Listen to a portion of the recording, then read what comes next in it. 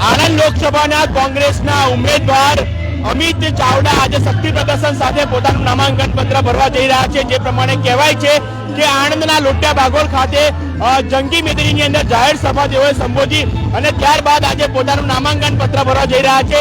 જે તેમનો રૂટ છે મહારાણા પ્રતાપને સૌથી પહેલા તો તેઓ હાર પહેરાવી વંદન કરી અને ત્યારબાદ લોટિયા ભાગોળથી ગામડીવડથી સ્ટેશન રોડ થઈ અને ગોદી સુધી અને ત્યારબાદ અમૂલ ડેરી થઈ અને તેઓ જવાના છે। આપ જે દ્રશ્યની અંદર જુઓ છો અર્બન ગુજરાતના ફેસબુકના માધ્યમથી કે ચુસ્ત પોલીસ બંદોબસ્ત વચ્ચે આજે તેઓની આજે નામાંકન પત્રની જે રેલી છે તે આજેથી નીકળી છે। આપ જે દ્રશ્ય જુઓ છો સીધા દ્રશ્યો અત્યારે જે આપણે બતાવી રહ્યા છીએ અમે અર્બન ગુજરાતના ફેસબુકના માધ્યમથી।